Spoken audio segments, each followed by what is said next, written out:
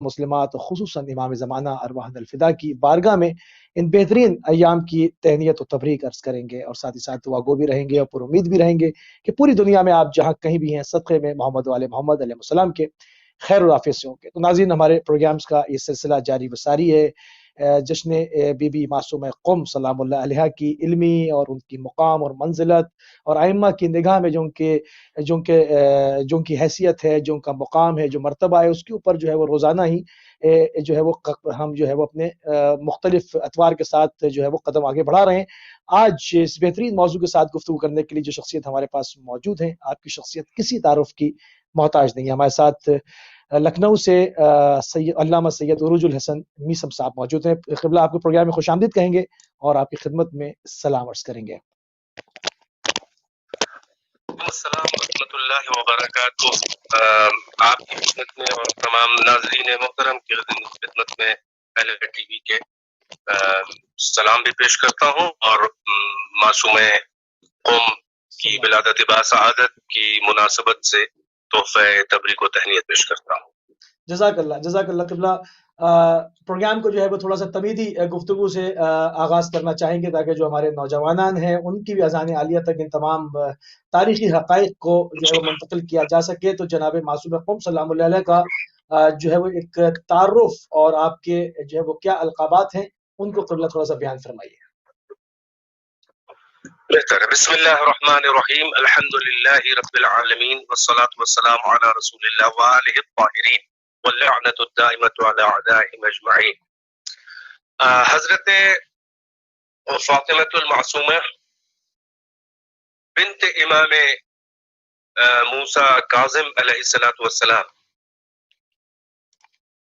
آپ کا مختصر تعارف یہ ہے کہ آپ امام موسیٰ کاظم علیہ السلام کی بیٹی اور آپ امام جعفر صادق علیہ السلام جو محیی شریعت مصطفیٰ اور مؤسس مکتب جعفریہ کہلاتے ہیں، ان کی آپ پوتی ہیں، اور آپ امام رضا علیہ السلام کی خواہر محترمہ ہیں۔ سبحان اللہ۔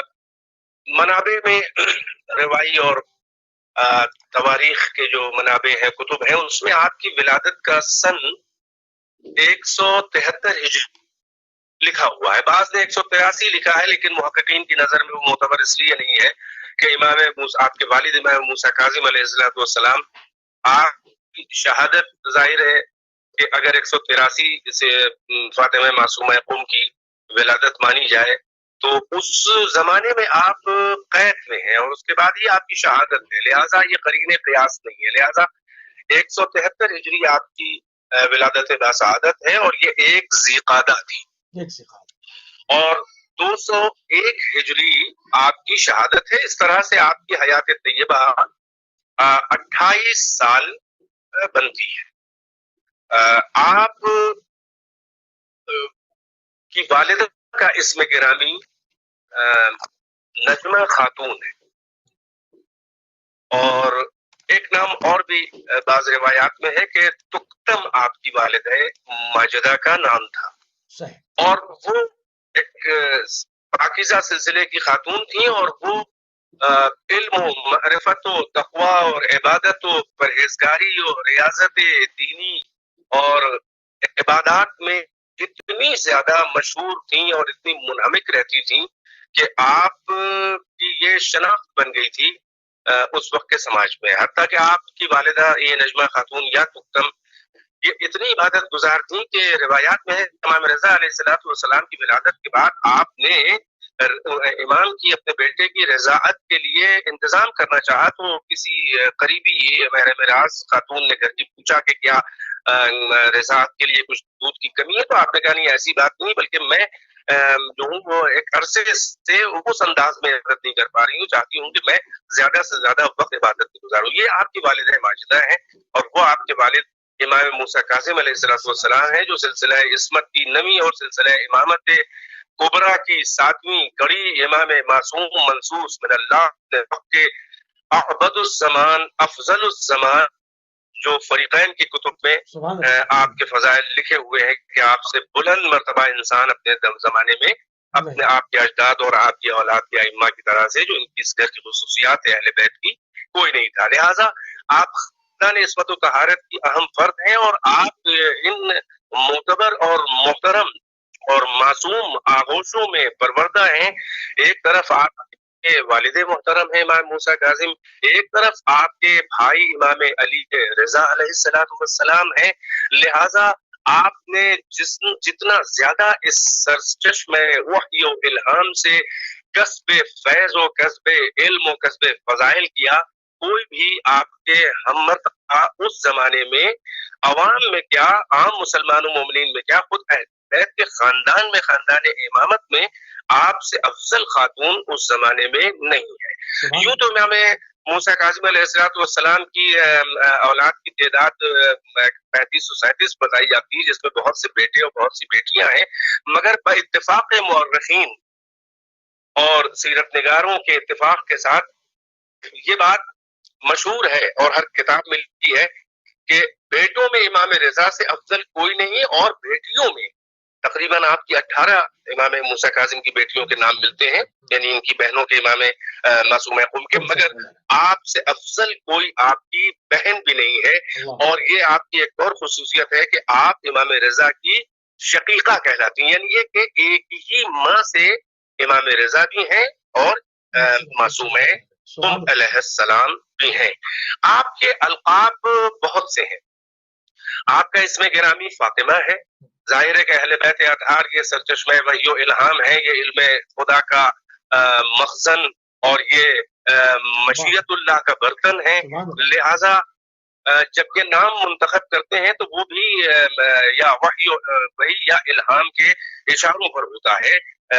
یعنی ایسا نام جب یہ لوگ رکھ دیتے ہیں نام، تو وہ شخصیت، وہ کردار، وہ انسان، وہ بشر، وہ اسی نام اور اس کے صفات کے اعتبار سے مکمل اترتا ہے اور وہ اعتبار ائمہ بن جاتی ہے وہ شخصیت.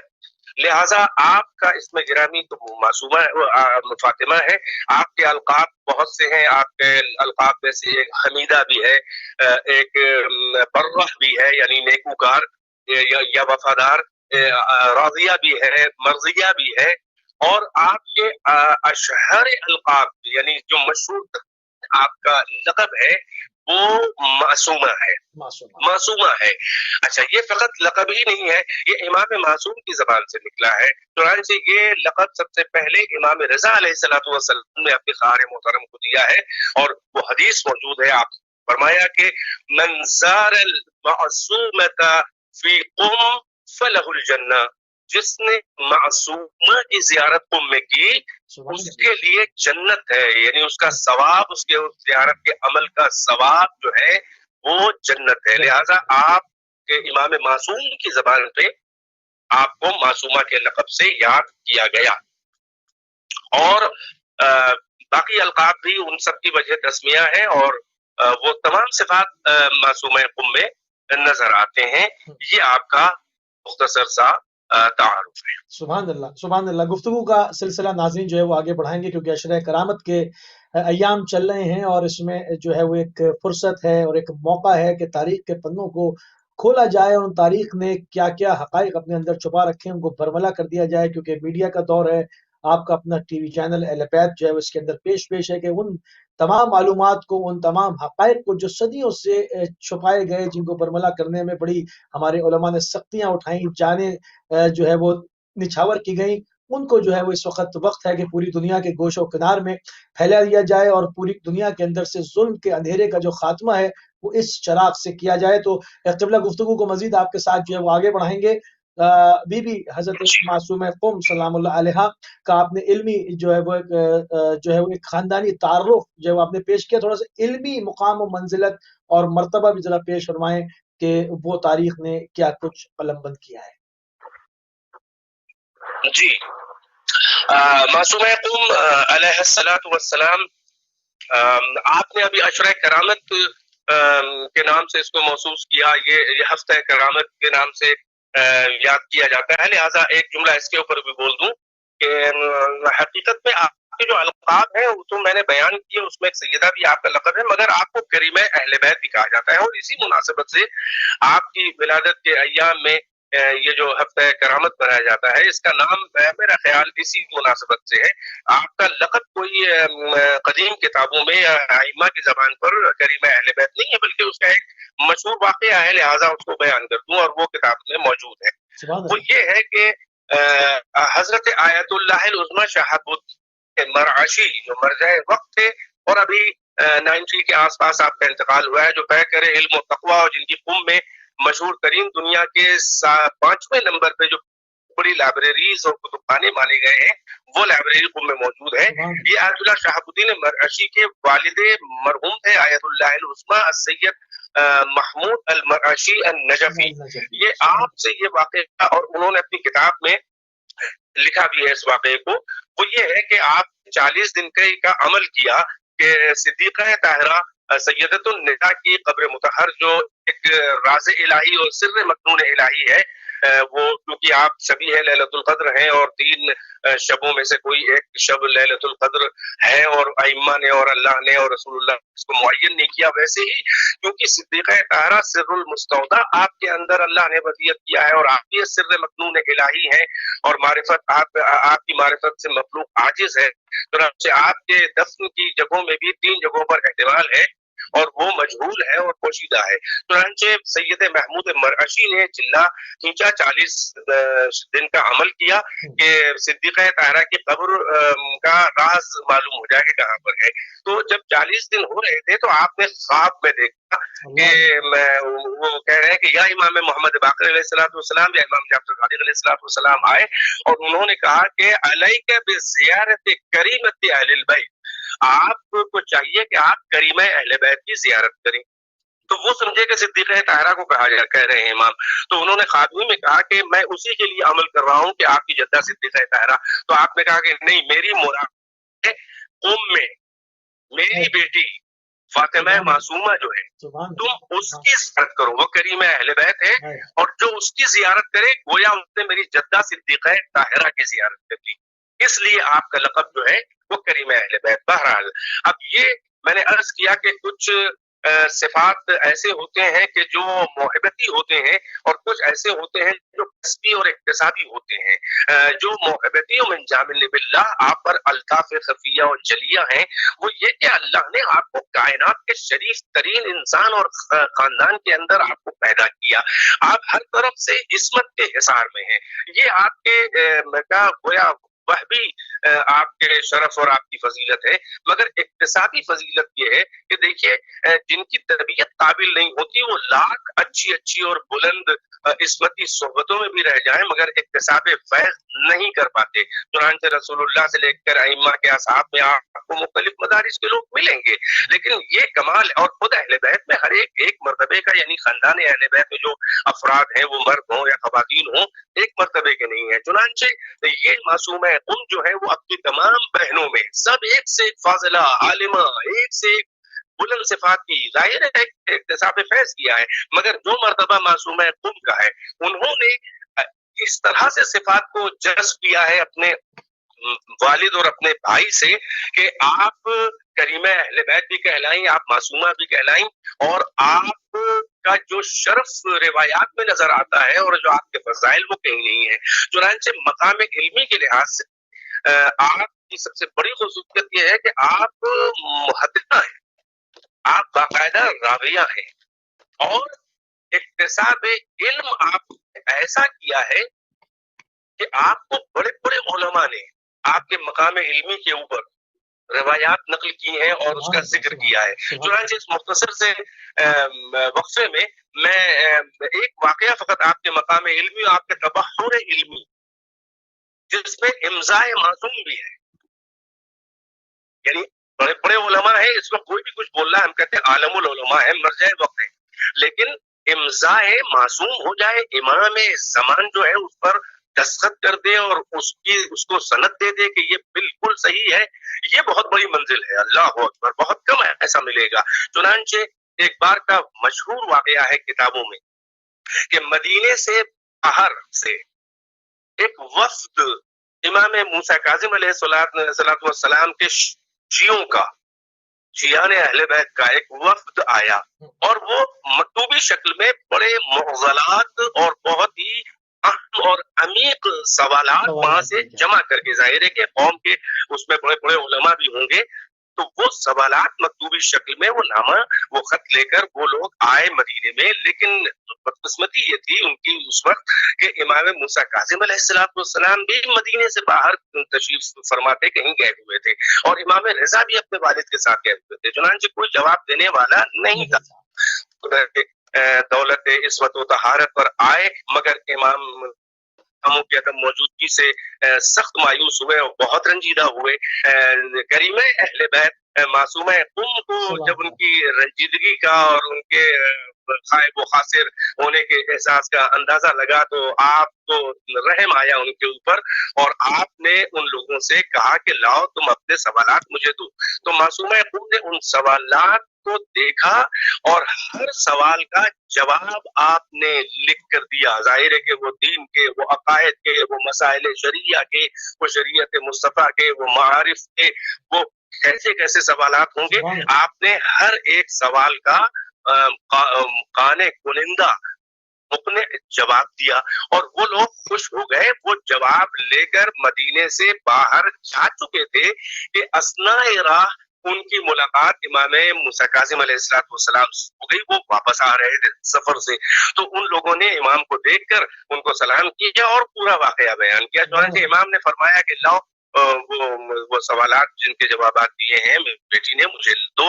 جب امام موسیٰ کاظم علیہ السلام نے معصوم قم کے جوابات ملاحظہ فرمائے تو خوش ہو کر آپ نے 3 بار یہ کہا کہ فدا ابوہا، اس کا باپ اس پر فدا ہو جائے. 3 بار آپ نے کہا اس کا باپ اس پر قربان ہو جائے. اللہ اکبر. یہ وہ مقام علمی ہے، یہ ائمہ ہیں، یہ مجتہد نہیں ہے کہ جو اجتہاد کی صنعت دے اور پھر بھی نہ معلوم ہو کہ پتہ نہیں کس منزل علمی کے اوپر ہے، کیونکہ کوئی معصوم نہیں ہے. یہ علم خدا کا مخزن امام موسیٰ کاظم علیہ السلام ہے، اور وہ اپنی بیٹی یعنی بے عینے جو اگر امام کچھ سوالات کا جوابات جس منزل علمی سے امامت کی دینا چاہتے، اگر اس میں کچھ بھی کمی ہوتی اور اگر اس میں کہیں سے بھی کوئی نقص ہوتا تو یقیناً امام کا فرض منصبی اور فرض ہدایت یہ تھا کہ آپ اس میں کچھ نہ کچھ حسب و زوائد اور ترمیم کرتے، مگر بے عینے آپ نے وہ سوالات ویسے ہی جوابات رہنے دیے اور دیکھ کر کہا کہ اس پر میرا اس کا باپ فدا ہو جائے. یہ ہے مقام علمی ہے معصوم قوم، خود ان کے باپ امام زمان کی نظر. سبحان اللہ، سبحان اللہ. قبلہ تھوڑا سا جو ہے وہ اور بحث کو کھولتے ہیں، تھوڑا سا اور ان فضائل کو، ان جو خزینے ہیں، جو خزائن ہیں ہمارے پاس علمی، ان کو مزید تھوڑا سا اور کھولتے ہیں کہ آپ کی منزلت بحیثیت محدثہ اور ایک حدیث فواتم، اس کے اوپر ہم آپ سے جاننا چاہیں گے کہ یہ سلسلے فاطمیات کیا ہے. جب ہم حدیث یہ سنتے ہیں تو حدیث فواتم ہم کہا جاتا ہے. تھوڑا سا ہمارے نوجوانوں کے لیے اس کو قبلہ کھولیں، اس کے اوپر روشنی ڈالیں. جی جی جی. معصوم قم علیہ السلام، دیکھیے یہ یاد رکھیے کہ رسول اللہ کی بیٹی صدیقہ طاہرہ آیت اللہ الکبریٰ سیدۃ نساء العالمین من الاولین والآخرین، ان سے لے کر خود ان کی بیٹیاں حضرت زینب کبریٰ، حضرت ام کلثوم، حتیٰ کہ امام حسین کی بیٹی فاطمہ بنت الحسین، سکینہ بنت الحسین، حتیٰ کہ اس کے بعد امام سجاد سے لے کر 10ویں امام تک خاندان عصمت و طہارت میں لاتعداد خواتین ایسی پیدا ہوئی ہیں کہ جو اپنے وقت کی فقیہہ تھیں. بالکل صحیح.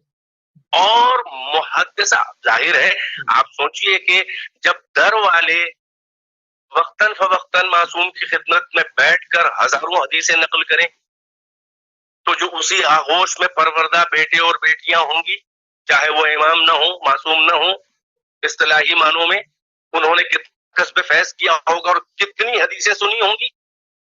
یہ امت کی بدذوق و ستم ظریفی ہے، انہوں نے اپنا خود نقصان کیا ہے کہ آپ کو بڑی بڑی کتب روائی اور منابع روائی کے اندر آپ کو صدیقہ طاہرہ سے ہی حدیثیں بہت کم ملیں گی، حضرت زینب کبریٰ سے حدیثیں کم ملیں گی.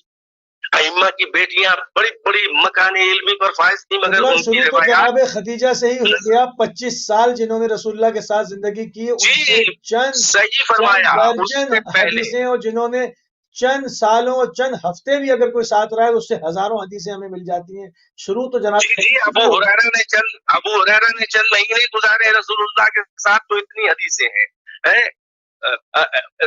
ایک ام المومنین اور زوجہ محترمہ ایک حضرت عائشہ، 2/3 فقہ اور سن سے مروی ہیں بخاری اور مسلم اور دوسری کتب اہل سنت کے اندر.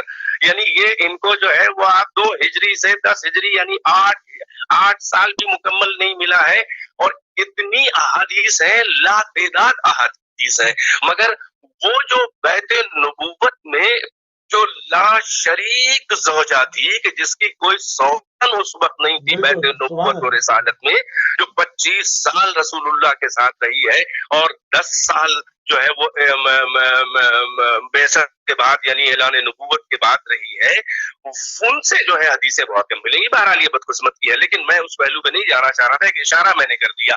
تو یہ یاد رہے آپ کو کہ ائمہ کی جو دختران نیک اختران ہیں اور وہ سب محدثہ ہیں، وہ سب جو ہیں وہ علم خدا اور سچ چشمہ وحی و الہام سے براہ راست سیراب اور فیضیاب ہونے والیاں ہیں. تو ان یہ سب محدثہ اور راویہ ہیں. چنانچہ امام موسیٰ کاظم علیہ السلام کی تقریباً 18 جو آپ کی بیٹیاں ہیں، یہ سب محدثہ ہیں، یہ سب راویہ ہیں. اسی سلسلے سے مگر افسوس یہی میں کہہ رہا تھا کہ کم حدیثیں ہیں کہ جو آپ کو تراث علمی اور مسلمانوں کی جو میراث علم ہے اس میں ملے، بلکہ شیعوں نے اس پہ توجہ کی ہے، جتنی بھی ان کے ہاتھ لگ سکی ہیں وہ روایات نقل کی ہیں. چنانچہ معصومہ سے جو روایات مروی ہیں، وہ روایات ان کو ایک قسم ہے روایات کی جن کو حدیث فواطم کہا جاتا ہے. سبحان اللہ. یہ کیوں؟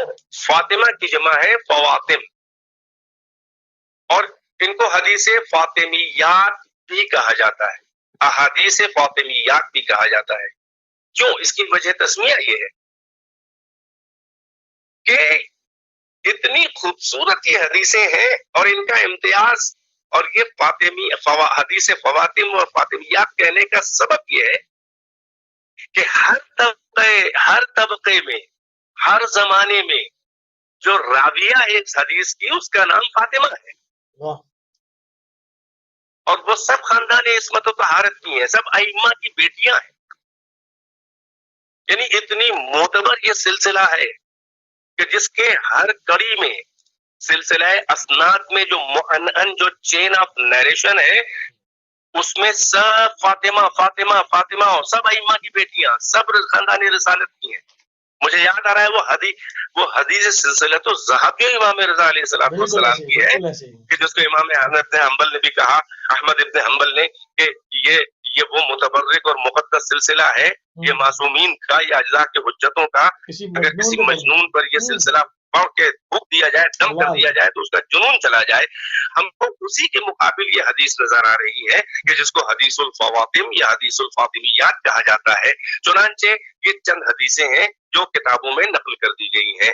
ایک تو حدیث غدیر ہے، جو یعنی وہ مختلف اسناد جو اہل سنت و تشیع کے یہاں جو درجنوں اسناد ہیں حدیث غدیر کی، ان کے ساتھ ساتھ یہ بھی ایک سلسلہ سند ہے طیب و طاہر و پاکیزہ کہ جس میں صرف فاطمہ فاطمہ فاطمہ نام کی خواتین ہیں اور جو سب عصمت و طہارت کے خاندان کی ہیں. ایک حدیث غدیر ہے، اسی کے ساتھ ایک حدیث منزلت ہے، اور ایک حدیث ہے کہ علام مات علی حب آل محمد مات شہیدہ، اس میں بھی یہی سلسلہ ہے. اور ایک اور حدیث ہے کہ جو مولا کائنات اور ان کے شیعوں کی فضیلت میں ہے. چنانچہ اب یہ مات علی حب آل محمد مات شہیدہ، اس کے سلسلے روایت میں کیا ہے؟ فاطمہ معصومہ قم سے پہلے کے بعد امام رضا علیہ السلام کی بیٹی کا نام بھی فاطمہ ہے. اب سلسلہ یوں شروع ہوتا ہے کہ عن فاطمہ بنت علی الرضا، عن فاطمہ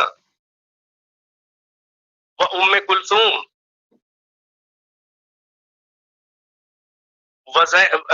عن فاطمہ و ام کلثوم، یہ دونوں بیٹیاں یعنی امام موسیٰ کاظم علیہ السلام ان دونوں نے نقل کی ہے. ان فاطمہ بنت جعفر الصادق، ان فاطمہ بنت محمد ابن علی الباقر، ان فاطمہ بنت علی ابن الحسین السجاد علیہم السلام، ان فاطمہ والسکینہ ابنت ابی عبداللہ الحسین علیہم السلام، ان زینب بنت فاطمہ وعلی علیہم السلام، ان فاطمہ بنت رسول اللہ صلی اللہ علیہ وآلہ وسلم قالت فاطمہ بنت رسول اللہ الا قال رسول اللہ صلی اللہ علیہ وآلہ وسلم الا من مات على حب آل محمد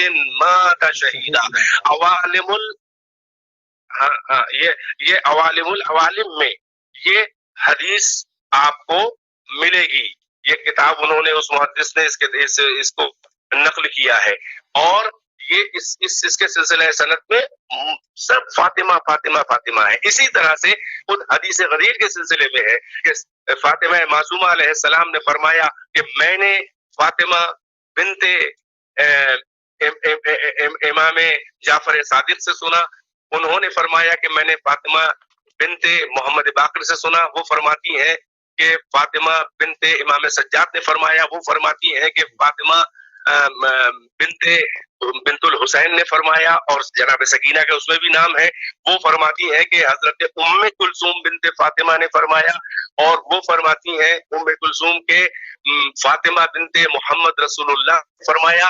اور پھر جناب فاطمہ زہرا خود فرماتی ہے کہ قال رسول اللہ، آپ نے صدیقہ طاہرہ فرماتی ہیں کہ کیا تم بھول گئے، هل نسیتم قول رسول اللہ الا من كنت مولاه فهذا علي المولى وانت مني بمنزلة هارون بموسى. یعنی یہ پورا سلسلہ ہے کہ فاطمہ معصومہ اپنے سلسلہ روایت کو فاطمہ بنت محمد صدیقہ طاہرہ تک پہنچا کے فرماتی ہیں کہ آپ نے فرمایا کہ رسول اللہ نے فرمایا کہ کیا تم بھول گئے یہ میرا قول کہ من کنت مولا فہذا علی مولا، اور کیا تم بھول گئے علی کے سلسلے میں یہ ان کا مقام کہ انت منی بمنزلت ہارون من موسیٰ، اے علی تم کو مجھ سے وہی نسبت ہے کہ جو ہارون کو موسیٰ سے تھی.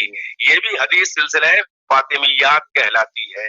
اسی طرح سے ایک دو حدیثیں اور بھی کتب میں موجود ہے کہ جس کے سلسلہ اسناد میں فقط فاطمہ ہی فاطمہ ہے، اور ہر فاطمہ نے اپنی پوری فاطمہ سے نقل کیا ہے کہ جو امام کی بیٹی بھی ہے، پوتی بھی ہے، بہن بھی ہے. اس لیے 5 فاطمہ کا ذکر صدیقہ اور صدیقہ معصومہ اور صدیقہ طاہرہ کے درمیان ہے. یہ حدیث الفواتم کہلاتی ہے. سبحان اللہ سبحان اللہ. بہت ہی خوبصورت طریقے سے قبلہ آپ نے حدیث فواتم سلسلہ فاطمیات کو جو ہے ہمارے ناظرین کے اذہان تک پہنچایا. قبلہ تھوڑا سا ہمارے پاس وقت ہے، ہم چاہیں گے کہ تھوڑے سے تمام اور مختلف جہتوں کے بھی ساتھ جو ہے وہ گفتگو کریں، مختلف زاویوں سے جو ہے وہ ان تمام چیزوں کو دیکھا جائے. سرزمین قوم کی اتنی فضیلت وارد ہوئی ہے، اس کی کیا وجہ ہے، معاملات کیا ہے؟ جی سرزمین قوم کی بڑی فضیلت جو ہے وہ روایات میں واضح ہوئی ہے.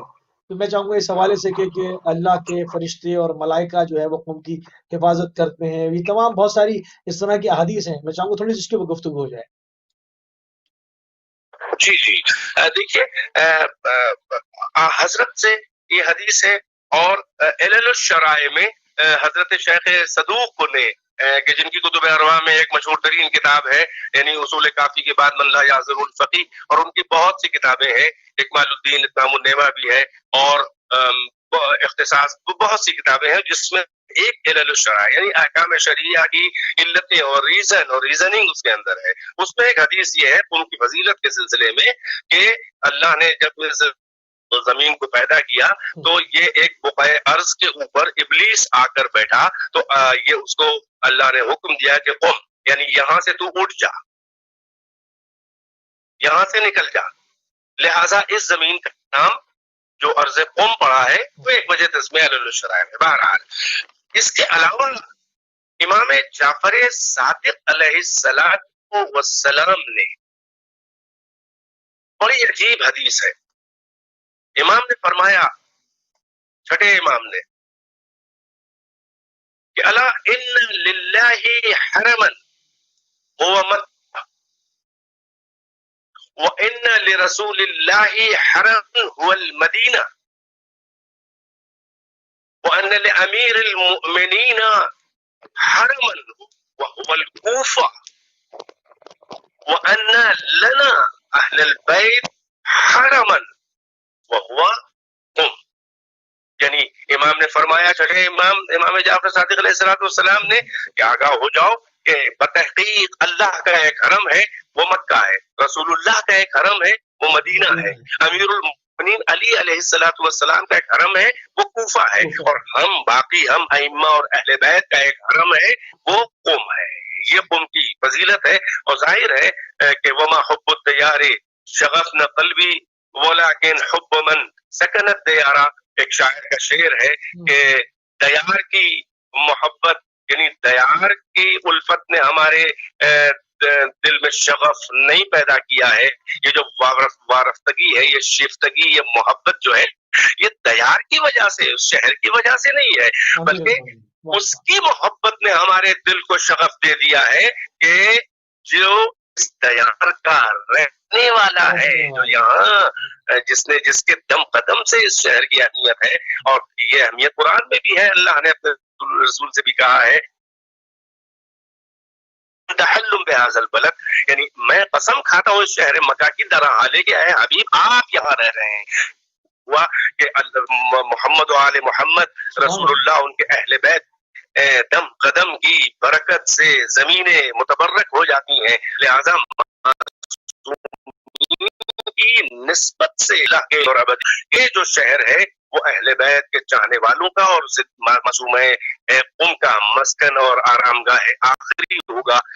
چنانچہ یہ جو شہر قم ہے، اس کی اہمیت حقیقت میں معصوم قم کی وجہ سے ہے. چنانچہ آپ کی جو زیارت کے سلسلے میں، آپ کی قبر کی زیارت کے سلسلے میں معصومین سے، ایک تو میں نے ابھی یہ حدیث نقل کی وہ امام جعفر صادق، ایک اور آپ کی حدیث ہے، آپ نے فرمایا کہ من زارہا فلہ الجنہ، جو معصوم جو ان کی معصومہ قم کی یعنی فاطمہ معصومہ کی زیارت کرے اس کے لیے جنت ہے، اس کے اس عمل کا ثواب، اس کا بدل، عوض اس کا جو ہے وہ جنت ہے. اسی طرح سے جو لقب معصومہ کے سلسلے میں حدیث بیان کی ہم نے، اس میں بھی امام رضا علیہ السلام نے فرمایا کہ من زار المعصومۃ فی قم فلہ الجنہ، جو معصومہ کی زیارت قم میں کرے اس کے لیے جنت ہے. ایک اور امام رضا کی حدیث ہے کہ من زارہا فقد زارنی، جس نے فاطمہ معصومہ کی زیارت کی گویا اس نے میری زیارت کی. میں دیکھا کہ سید محمود مرعشی کو خواب میں امام باقر امام صادق علیہ السلام فرما رہے ہیں کہ کریم اہل بیت کی زیارت کرو. جس نے زیارت اس کی اس نے گویا میری جدہ صدیقہ طاہرہ کی زیارت کی. یعنی ایک تو مرتبہ آپ کی زیارت کا یہ ہے کہ آپ کی زیارت بدل اور عدیل ہے، مساوی ہے صدیقہ طاہرہ ملکہ کونین کی زیارت کے برابر ہے. اور پھر امام رضا فرما رہے ہیں کہ جس نے اس کی زیارت کی، میری بہن کی زیارت کر لی، اس نے گویا میری زیارت کی. اور یہ بھی ایک عجیب منزل ہے کہ تمام ائمہ اہل بیت میں فقط دو ہی شخصیتیں ہیں خواتین میں کہ جن کی زیارت کا ثواب اور اس کی اہمیت احادیث میں آئی ہے. ایک صدیقہ طاہرہ ہیں اور ایک ان کی ہم نام یہ فاطمہ معصومہ قم ہے. اس کے علاوہ کسی اور خاندان اہل بیت میں کیسی کیسی خواتین ہیں، مگر اس لہجے میں آپ نے دیکھا کہ نہیں ہے کہیں.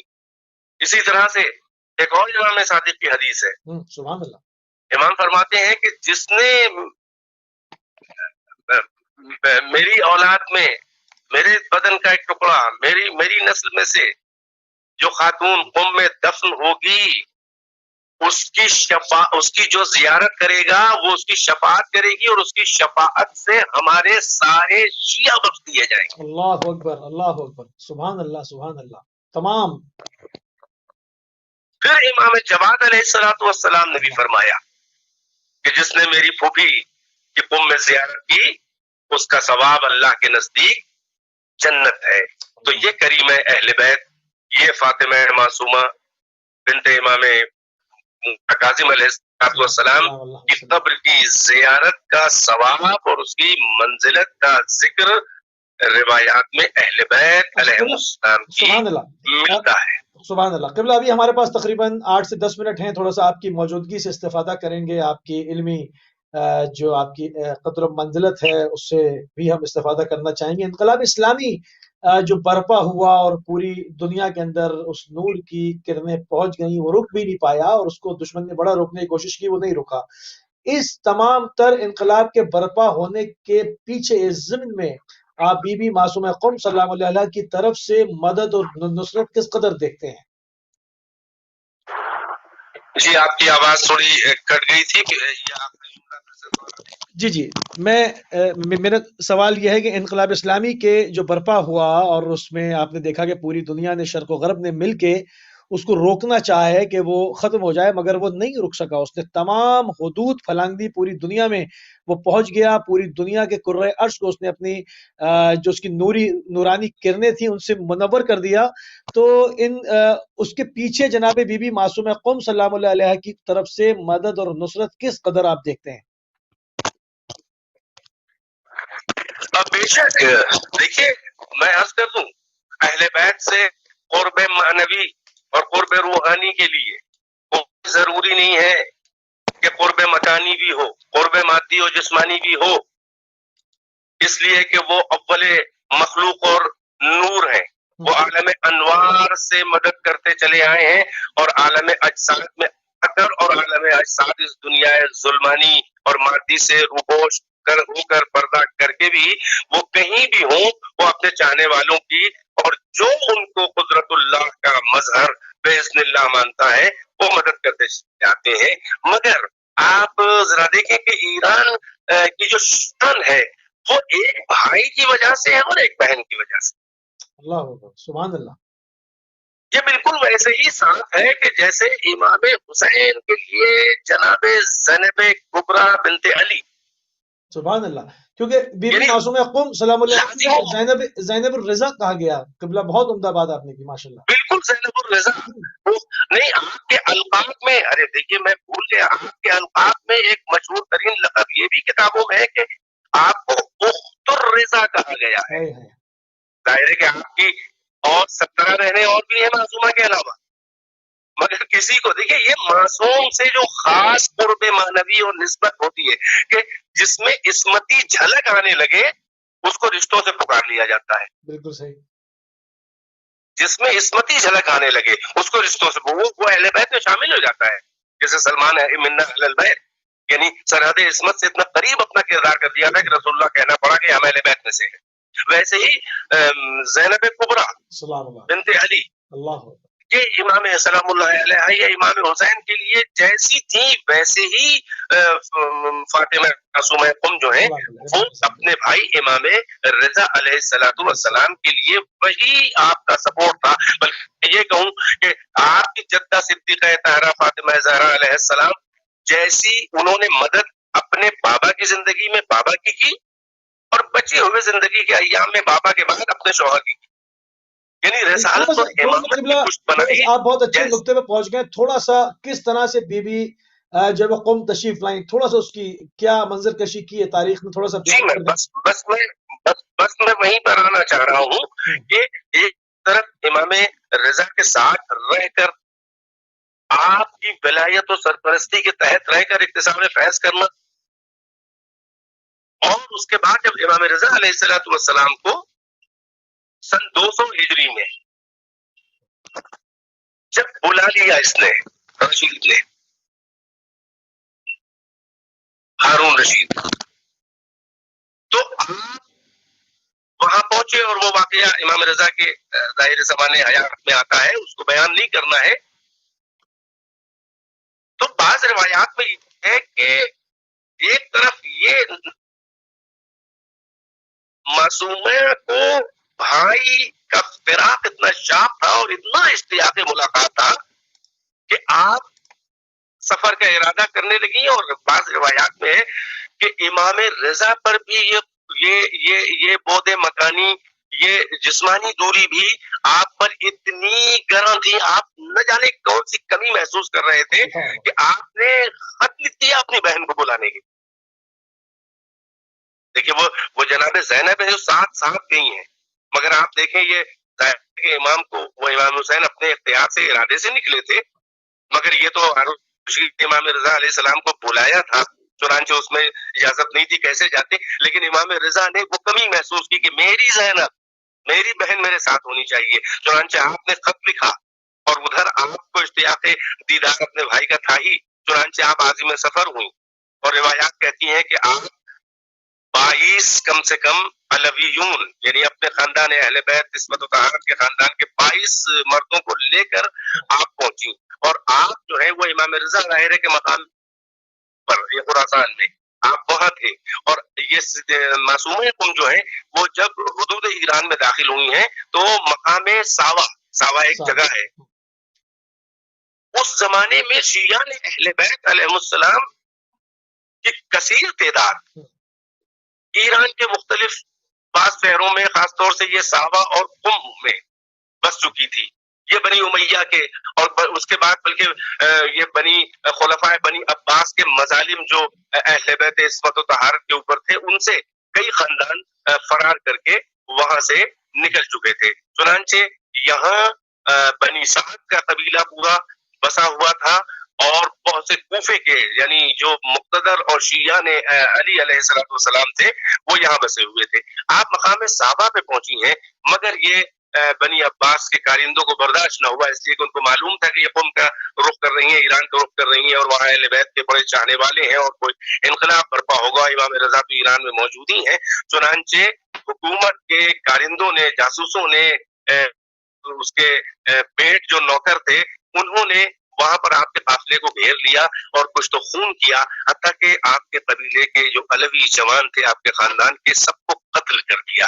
اور اسی سب کو یعنی اپنے گھر والوں کے خون کو بہتا ہوا دیکھ کر معصومہ قوم، ظاہر ہے کہ بہت سے 28 سال کی عمر ہے، آپ کو ایسا صدمہ پہنچا کہ آپ علیل ہو گئی اور مقام صاحب. اور استاد آپ سے پوچھا کہ یہاں سے قم کتنی دور ہے؟ ظاہر معلوم تھا کہ ہمارے شیعوں کا مرکز ہے، کہا گیا کہ 10 فرسخ ہے. ظاہر ہے کہ اس وقت 50-53 کلومیٹر ہوا، 10 فرسخ ہے. چنانچہ آپ نے یہاں تک کہ قم کے لوگوں شیعوں کو معلوم ہو گیا کہ اخت الرضا معصومہ فاطمہ معصومہ بنت امام موسیٰ کاظم تشریف لا چکی ہیں. چنانچہ وہ پورا قافلہ بنی سعد کا، جس میں پیش موسیٰ بن خزرج نام کا ایک شیعہ تھا، بڑا باکردار اور بڑا چاہنے والا اہل بیت کا وفادار، وہاں اس نے جو ہے وہ پیشکش کی اور کہا کہ آپ تشریف لے چلیں، ہم یہاں سے زیادہ دور نہیں ہے، اور آپ کے چاہنے والوں کا، آپ کے خاندان کے فداکاروں کا وہ مرکز ہے. چنانچہ بیوی کی محمل جو اس ناقے پر تھی، اس نے لجام ناقے کی اپنے ہاتھوں میں پکڑ کے آگے احترام میں چلا، اور وہ پورا قبیلہ آپ کو لے کر قم میں آیا. اور موسیٰ بن خزرج کے مکان ہی پر اس نے اپنے ہی مکان پر آپ کے قیام کا انتظام کیا، اور بیوی نے اپنی جدہ فاطمہ زہرا کی طرح سے اس گھر میں عبادت کے لیے، مناجات کے لیے، دعاؤں کے لیے، پروردگار کی بندگی کے لیے ایک مقام مخصوص کیا، جس کو آج بھی وہ زیارت گاہ سے بیت النور کہا جاتا ہے. آج بھی گھر موجود ہے، صدیقہ طاہرہ کے جیسے کہا جاتا ہے، اس کی زیارت ہوتی ہے، اور اس کے بعد وہاں پر مدرسہ بھی بنا ہوا ہے. چنانچہ اب یہ روایات کہتی ہیں کہ آپ اتنا سخت علیل ہوئی، بھائی سے ملاقات نہ کر سکی، مگر یہی قم میں قیام تھا، اور کل آپ 17 دن اس حادثے کے بعد زندہ رہی ہیں. یعنی جب آپ کے ساتھیوں کو قتل کیا گیا مقام صحابہ پر اور قم آئی، تو آپ 17 دن آپ کل زندہ رہی. بعض روایات میں اشارے ہیں کہ آپ کو بھی چھوڑا نہیں، بلکہ آپ کو زہر دیا گیا سازش کے تحت. اس طرح سے زہر یا آپ کی زہر سے موت ہوئی ہے یعنی شہیدہ ہیں آپ، یا آپ کی طبیعی موت ہوئی ہے، بہرحال میں آپ کا چراغ زندگی جو ہے وہ گل ہوا، اور آپ کو یہیں پر جہاں پر آپ کا عالیشان مزار ہے یہاں پر آپ کو دفن کیا گیا۔ دفن کے مراسم میں یہ واقعہ ملتا ہے کہ اس قبیلے میں یعنی موسی بن خزرج کا پورا قبیلہ اور شیعوں کا، اس میں اختلاف یہ ہوا کہ جس سرداب میں آپ کو دفن کرنا تھا اس میں کون دفن کرے اور کون قبر میں اتارے، اس لیے کہ معصومہ ہے، اس لیے کہ امام زادی ہے، امام کی بہن ہے، تو وہ بہت الجھن میں تھے وہ لوگ کہ یہ جو مقدس ہستی ہے، یہ پاکیزہ، یہ خاندان اس وقت طہارت کی، اس کو قبر میں کیسے کوئی اتارے، کیونکہ آپ کے ساتھ جو مرد تھے وہ قتل ہو چکے تھے۔ چنانچہ آپ کا خادم میں عادر نام کا ایک خادم تھا، وہ پیرانہ سالی میں یعنی وہ بہت بوڑھا تھا، چنانچہ مناسب یہ سمجھا گیا کہ بس سے کم یہ پیر مرد اتنا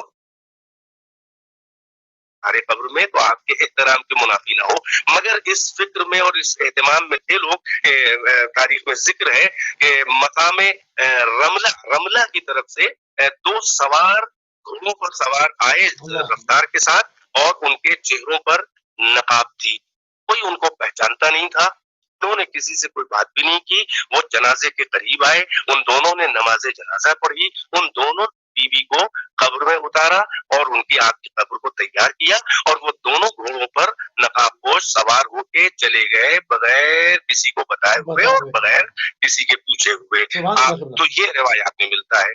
چنانچہ یہاں پر آپ کی بیوی کی قبر ہے جو عالیشان گھر بنا ہوا ہے، اور ایران کے لیے یہ فخر ہے، اور ایران کے لیے حقیقت میں یہ آشیانہ اہل بیت، اسے روایات میں عشق و آل محمد بھی کہا گیا ہے، یعنی حوصلہ کہتے ہیں عشق کو، یعنی طاہر جہاں پر تھک کے تگ و دو کر کے یا کسی صیاد سے اور شکار کرنے والے سے خائف ہو کے جب طاہر بھاگتا ہے تو وہ پلٹ کے پناہ لیتا ہے اپنے آشیانے میں۔ یہ آل محمد کا یعنی فقط شیعوں کا نہیں، یہ آل محمد کا آشیانہ ہے۔ چنانچہ سب سے زیادہ فائدہ یہاں پر شیعوں نے اٹھایا، علماء نے، اور آیت اللہ خمینی نے تو اللہ اکبر، ایک طرف بھائی جو ہے وہ کچھ بنا ہوا تھا انقلاب اسلامی کا، ایک طرف بہن بنی ہوئی تھی۔ مگر میں کہوں گا امام رضا آپ مخزن علم و وحی و الہام ہیں، آپ امام ہیں، مگر مبارک ہو کہ آپ کی بہن وہ ہے کہ جس کے شہر میں آپ کے علوم کی ترویج کا حوضہ علمیہ، عالمی حوضہ علمیہ قائم ہے۔ بڑے بڑے علماء نے بی بی سے توسل کر کے کتنے مسائل علمی کو حل کروایا ہے، یہ کتابوں میں واقعات موجود۔ جزاک اللہ قبلہ، انتہائی مشکور ہیں، ممنون ہیں، آپ نے ایک مرتبہ پھر اپنا قیمتی ٹائم اہل بیت ٹی وی کو دیا۔ جزاک اللہ قبلہ، بہت شکر گزار ہیں آپ کے۔ سلام۔ جزاک اللہ، التماس دعا، فی امان اللہ۔ جی ناظرین، آپ سماعت فرما رہے تھے علامہ سید عروج الحسن میثم کو اودھ کی راجدھانی لکھنؤ ہندوستان سے بی بی معصوم قم سلام اللہ علیہ کے ایام ہیں، اور اسی مناسبت سے جو کچھ تاریخ نے قلم بند کیا، جو تاریخ کے پنوں کو کھولا جا رہا ہے، اور ان تمام علمی فضائل و کمالات کو آپ کی خدمت میں پیش کرنے میں پیش آپ کا اپنا اہل بیت ٹی وی جو ہے وہ دن رات اس کے اوپر کاوش کر رہا ہے۔ ہمارے پروگرام کا ٹائم ختم ہو گیا، ہم نے بھی کوشش کی اپنے وقت میں رہتے ہوئے اپنے نوجوانوں کی اذان عالیہ تک ان تمام جو علمی خزانے ہیں ان کو پہنچایا جائے۔ انشاءاللہ ہماری اور آپ کی ملاقات اب بروز پیر یو کے ٹائم